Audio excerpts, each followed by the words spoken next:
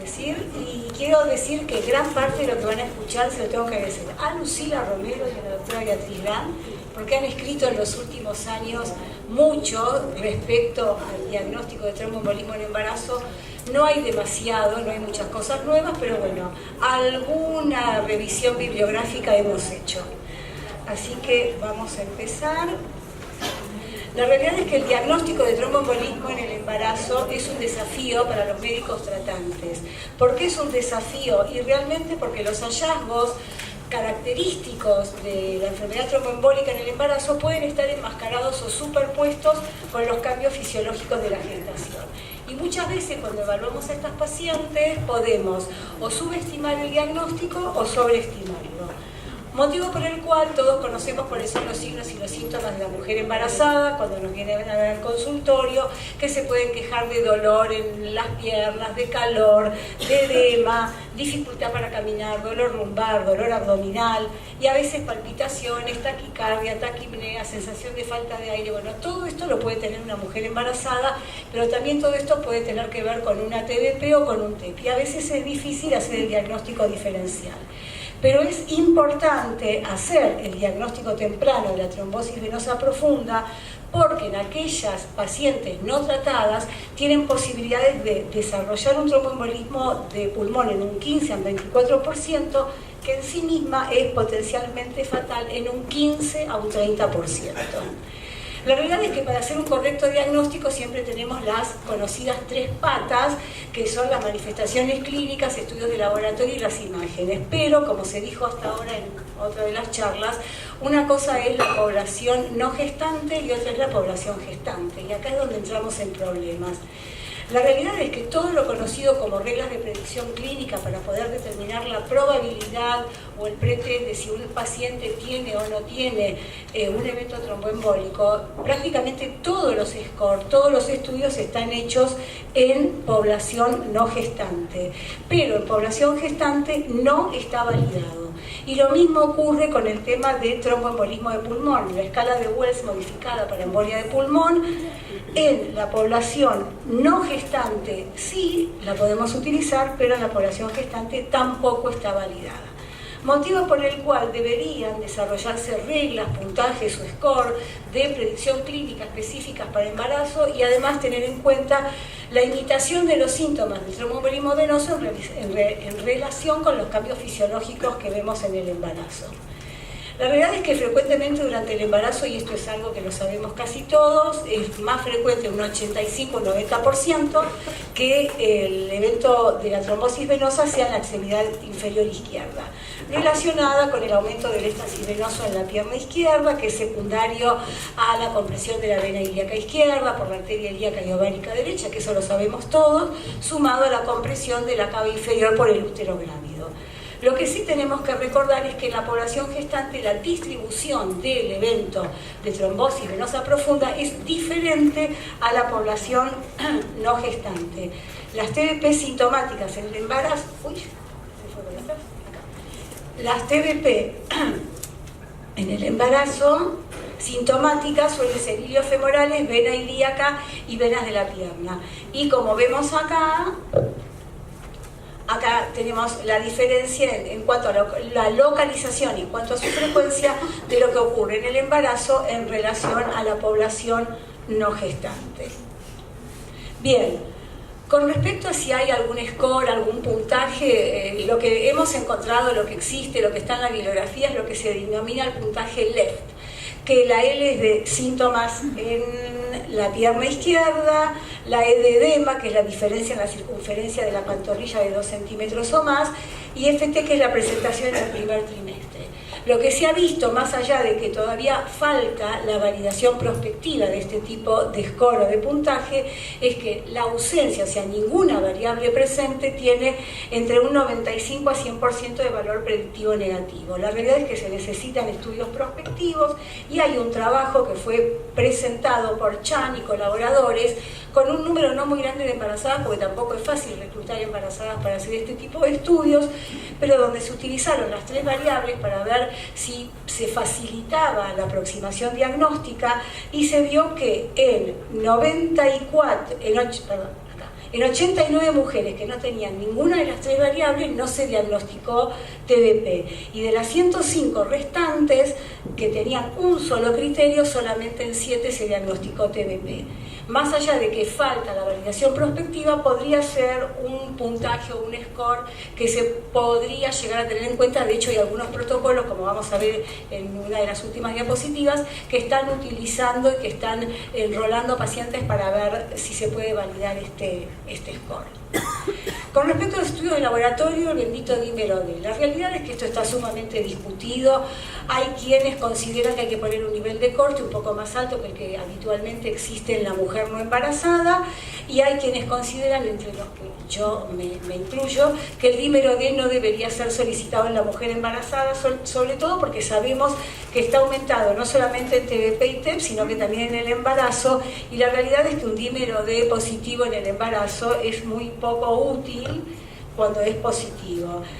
No nos olvidemos que las complicaciones obstétricas como el desprendimiento placentario, la preeclampsia y la sepsis también pueden tener dímero D elevado, y bueno, en algunos estudios lo que han planteado es la utilidad de crear puntos de corte con valores entre comillas fisiológicos de dímero D durante la gestación, que son un poco más altos, hasta 650 en algunos trabajos, como mostró antes Ricky, bueno, que ya se fue, hablaba de 1000 y pico, 1200, hacia el final del último trimestre, que esto debería ser considerado como un valor de corte normal en las embarazadas, y que solamente niveles superiores a eso deberían ser considerados como un hallazgo patológico.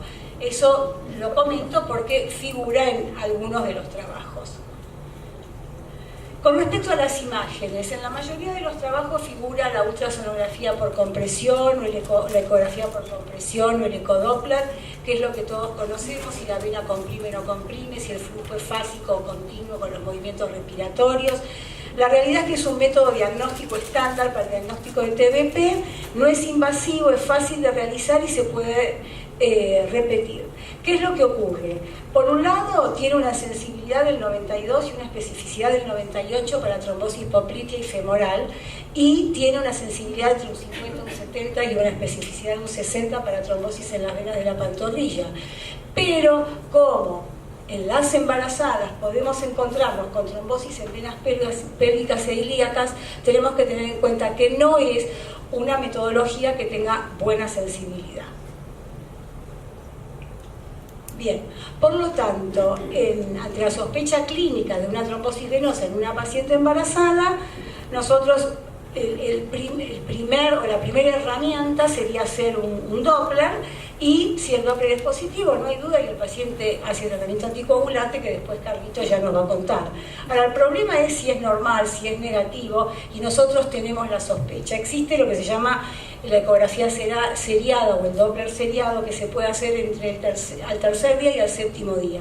Hay algunos trabajos que no están de acuerdo con hacerlo al séptimo día, creen que si ya hay un Doppler negativo y al tercer día vuelve a ser negativo, no tiene sentido repetir uno al séptimo. Lo pongo porque en muchos trabajos sigue figurando, y la realidad es que este Doppler, que fue negativo en un primer momento, lo hacemos al tercer día, da positivo, bueno, no hay duda, se hace tratamiento anticoagulante.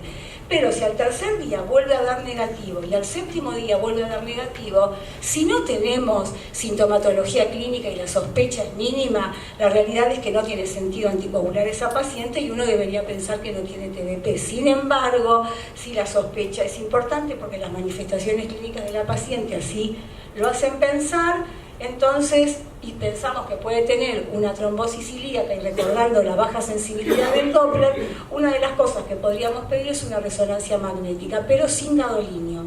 ¿Por qué sin gadolinio? Porque está demostrado que el gadolinio atraviesa la barrera fetoplacentaria y puede quedar también en el líquido amniótico, esto lo puede reabsorber el feto, y se ha demostrado, no en humanos, pero sí en animales, la presencia de malformaciones por el gadolinio. Motivo por el cual uno podría confirmar o excluir una trombosis venosa ilíaca haciendo una resonancia magnética, pero sin usar gadolinio. La realidad es que la resonancia magnética de la pelvis y de las extremidades inferiores podría ser una alternativa en estas pacientes. Los datos son escasos, son limitados. La realidad es que juntar muchas pacientes o reclutar muchas pacientes embarazadas para hacer este tipo de trabajo no es fácil y es muy poco lo que figura en la bibliografía. O sea que esto más o menos sería lo que todos medianamente hacemos y lo que se supone que estaría bien hecho en el caso que sospechemos una TBP. El problema viene con el TEP. ¿Por qué? Porque bueno, la realidad es que solamente un 3% de los tromboembolismos de pulmón de las embarazadas suelen ser asintomáticos. Los síntomas más frecuentes suelen ser la disnea, el dolor torácico, la taquicardia, la taquipnea. Y uno de los elementos o de las herramientas que sí está validado y que se puede utilizar en la mujer embarazada es realizar una radiografía de tórax. La radiografía de tórax en un 83.5% de las mujeres suele ser normal. Tengamos en cuenta, como se dijo antes, en la mayoría de las situaciones el embarazo es una situación fisiológica, se trata de gente sana, no estamos hablando de gente enferma. Uno debería sospechar que la placa va a ser normal, pero en algunas circunstancias podemos encontrar, si bien no son manifestaciones específicas, son poco específicas y no tienen mucha sensibilidad para el diagnóstico de TEP, pero forman parte de lo que habitualmente se utiliza para poder revelar otras patologías y hacer diagnósticos diferenciales. Por ejemplo, con un neumotórax o con una neumonía, entonces nos podemos encontrar con atelectasia, derrame pleural, opacidad focal. Otro de los elementos es el ecocardiograma, otro puede ser un electrocardiograma, gases en sangre. La realidad es que esto uno puede planteárselo en la medida en que no apure el diagnóstico de la paciente. Cuando uno está muy apurado probablemente no tenga mucho tiempo de pedirle el ecocardiograma, de los gases en sangre. Entonces vamos a ver cómo nos manejamos con estas pacientes, pero están dentro de las distintas herramientas que deben ser solicitadas. Y lo que quiero dejar claro con respecto a la radiación, como primer punto, y que Beatriz lo comentó, que era un tema importante a ver, en este caso con la radiación de la radiografía de tórax, que expone al feto a menos de 0.001 rad de radiación, que está muy por debajo del umbral, que es de 5 rads, para la ocurrencia de efectos adversos, como puede ser el aborto espontáneo, la teratogenicidad y la morbilidad perinatal. Los que usan la medida millisiever equivale a menos de 0.1 millisiever, que está muy por debajo de los 100, que es el umbral.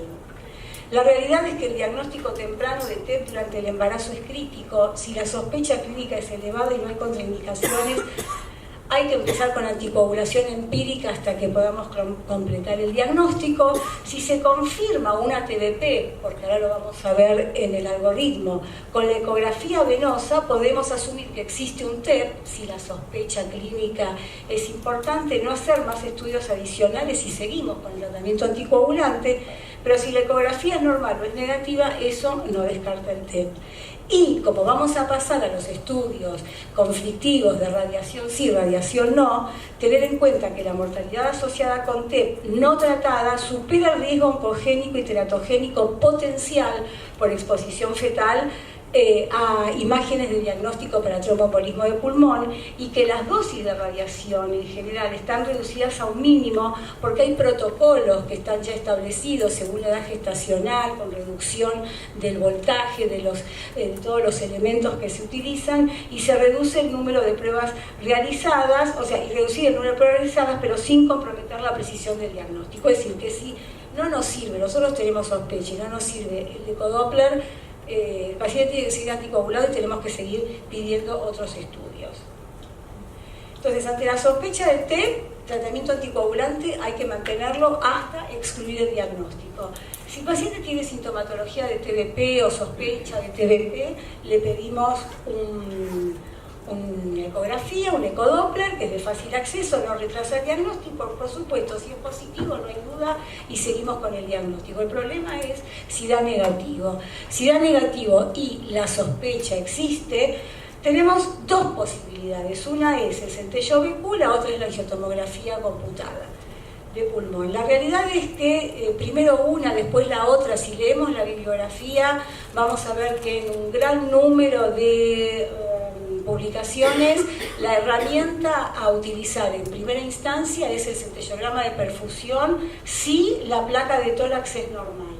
En caso de que la placa de tórax sea normal, se considera que es mucho más útil hacer una angiografía computada de pulmón, porque nos permite hacer diagnósticos diferenciales, sobre todo si hay patología mediastinal o de parénquima pulmonar. Nos permite hacer diagnósticos diferenciales, cosa que no podemos hacer tanto con el centello BQ. Pero si tenemos una radiografía de tórax normal, lo que se supone que uno debería hacer es un centellograma BQ, siempre y cuando esté disponible en el horario en que el paciente llega a la institución, porque en nuestra institución, por ejemplo, no tenemos las 24 horas centellograma BQ. Entonces, si hay que hacer un estudio por imagen y el Doppler no nos sirvió, probablemente lo que tengamos que hacer es una angiotomografía, que sí tenemos las 24 horas disponibles. O sea que esto va a depender mucho de las guías de cada institución, de cómo se maneja el médico, de la preferencia del paciente y además de lo que tengan en cada institución.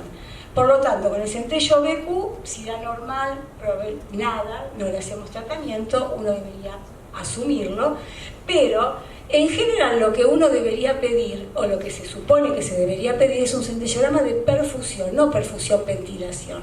De esta manera uno reduce en un porcentaje importante la radiación a la que es sometido el paciente y, honestamente, si nosotros tenemos un centellograma de perfusión normal, prácticamente esto puede excluir el diagnóstico de un TEP reciente, porque todos sabemos que el TEP lo que origina es un defecto de perfusión. No nos muestra el coágulo, pero sí nos muestra la consecuencia que provocó ese coágulo. Por lo tanto, si no encontramos un defecto de perfusión en el centellograma de perfusión, uno podría asumir que ese paciente no tiene un tromboembolismo de pulmón. La realidad es que lo que uno busca es el mismatch, la discordancia entre la ventilación y la perfusión, que esto es lo que uno aprendió y lo que nos han enseñado.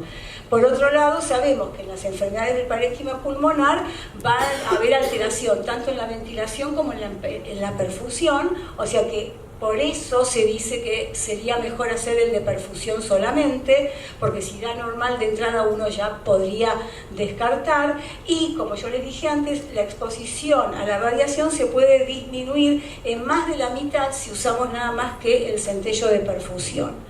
Con respecto, si da positivo, bueno, hay una alta probabilidad que sea TEP, un 85% o más, pero también tenemos el centello con diagnóstico no concluyente o con esa probabilidad baja o intermedia, que sí que no sabemos, pero que el paciente podría ser que lo tenga, en cuyo caso ahí uno debería solicitar una angiotomografía pulmonar y que si da positivo, como sabemos, se hace el tratamiento, si da negativo no lo tratamos. Y lo mismo en caso de que la radiografía de tórax dé anormal o que nos muestre alguna imagen que sale de lo que es una radiografía de tórax normal. La realidad es que hace más de 20 años que se está utilizando el centellograma en esta población, en la población gestante. Es una prueba de elección, el centellograma, para el estudio de un posible TEP, y la evidencia para usar o la angiotomografía o el centello para excluir el TEP en pacientes embarazadas son muy limitadas, porque lo que ocurre es que los datos prospectivos son escasos y tampoco hay miles de pacientes incluidos en protocolos ni en estudios como para decir este es mejor que el otro. Honestamente, lo que uno tiene que hacer es lo que yo puse acá de alguna manera cortito para no hacerlo muy largo, que las mujeres tienen que ser advertidas que en comparación con la angiotomografía el centellograma puede tener un riesgo ligeramente mayor de cáncer infantil, si bien mucha de la bibliografía que se ha publicado últimamente dice que esto no es tan cierto, que la radiación es mínima y que la dosis de radiación fetal asociada con el centellograma BQ es levemente más alta cuando se compara con la angiotomografía. Pero acuérdense que en la angiotomografía hay radiación en la mama y se considera que durante el embarazo la mama está en proliferación, o el tejido mamario prolifera más, y esto podría favorecer a futuro la aparición de cáncer de mama. La realidad es que no hay ningún trabajo, por lo menos los que yo estuve leyendo, que diga que no hay que usar este porque hay mucho cáncer de mama o no hay que usar el otro porque hay mucho cáncer en los niños. se usa lo que hay, se consensúa con la familia, se ve lo que hay en el hospital, en la institución. Yo acá les puse un poco cuáles son los distintos, bueno, esto está en mi Decider, pero realmente no lo voy a hacer ahora. Yo me tomé el trabajo de sumar cada uno de estos y la realidad es que habría que hacer muchas radiografías de tórax, muchos centellogramas, muchas angiotomografías como para superar el umbral mínimo de radiación y exponer a estas mujeres a un riesgo de cáncer de mama o a un riesgo al feto. Por lo tanto, la radiografía de tórax, las ventajas que tiene dentro de por qué se considera que es una herramienta importante para el diagnóstico: dosis baja de radiación, puede producir diagnósticos alternativos, nos puede orientar en la elección de imágenes, pero no tiene especificidad cuando es normal o cuando hay anomalías parenquimatosas o cuando hay anomalías pleurales. Por otro lado, la ecografía, las ventajas, es fácilmente disponible, no es invasiva, o sea, no estamos exponiendo a radiación, nos puede ayudar a hacer el diagnóstico del evento tromboembólico venoso y a empezar con un tratamiento anticoagulante. Desventajas: es operador dependiente, puede pasar por alto la trombosis de la vena ilíaca y si la ecografía es negativa, sí o sí vamos a necesitar otras imágenes adicionales. ¿Cuál es la ventaja del centellograma? Las ventajas, bueno, menor exposición a la radiación en el tejido mamario. Cuando la radiografía de tórax es normal, la sensibilidad es de un 89% y con una especificidad del 92%, con un valor predictivo negativo de un 99%. Por eso yo, cuando les mostré antes todas las flechitas en el algoritmo, ponía que se prefiere, si se puede hacer una placa de tórax, cuando es normal, el primer método, si se puede, el centellograma de perfusión. Tiene baja tasa de imágenes no concluyentes y podría ser una alternativa diagnóstica cuando hay alergia al yodo o hay insuficiencia renal, porque en la angiotomografía lo que se usa es yodo y acá lo que se usa son los macrorodeados de albúmina con tecnesio 99. Y la desventaja es que, bueno, en un 10 a un 15% de los casos no tenemos diagnóstico, sobre todo en pacientes con enfermedad pulmonar preexistente. Por eso les decía antes que tal vez no nos sirve tanto para hacer diagnósticos diferenciales. Y con respecto a la angiotomografía, las ventajas es la mayor disponibilidad. No sé si en todas las instituciones que hay angiotomografía está disponible las 24 horas, pero por lo menos nosotros en nuestra institución la tenemos las 24 horas. Por lo que leo en la bibliografía parece que su disponibilidad sería mayor que la del centello durante las 24 horas. Tiene menor exposición radiante al feto, adquisición rápida de imágenes, podemos visualizar directamente el coágulo, puede proporcionar diagnósticos alternativos de otras estructuras, tiene una sensibilidad del 83 y una especificidad del 96. Desventajas: bueno, la exposición a la radiación materna y fetal, pero hay protocolos ajustados, como yo decía antes, existen hay, digamos, listados que tienen que ver con la edad gestacional y según el momento de la gestación y la semana de gestación se va adaptando la radiación y se puede reducir en un 20 hasta un 40%. Necesita, sí, material de contraste iodado, por eso esta sería una opción si hay alergia al yodo. Con respecto a la tiroides fetal, hay quienes estudian la tiroides del bebé cuando nace, porque en algunos casos puede verse afectado por el uso del yodo. Tiene una alta tasa de detección de embolia subsegmentaria, cosa que puede pasar desapercibida con otros métodos, y esta sería una de las desventajas, la circulación hiperdinámica. Me costó entenderlo primero, pero digamos, me costó entenderlo en cuanto a la imagen. Después, o sea, el tema es que con la sustancia de contraste, cuando uno inyecta el bolo, la opacificación de todo el árbol vascular se vería afectado porque al tenerla embarazada, un volumen plasmático mayor con un mayor gasto cardíaco y tener esta circulación hiperdinámica, ese bolo no se diluye lo suficiente como para poder opacificar bien y las imágenes a veces pueden no ser, la doctora me hace así que me parece que es así, no sería la correcta porque yo no hago estos estudios.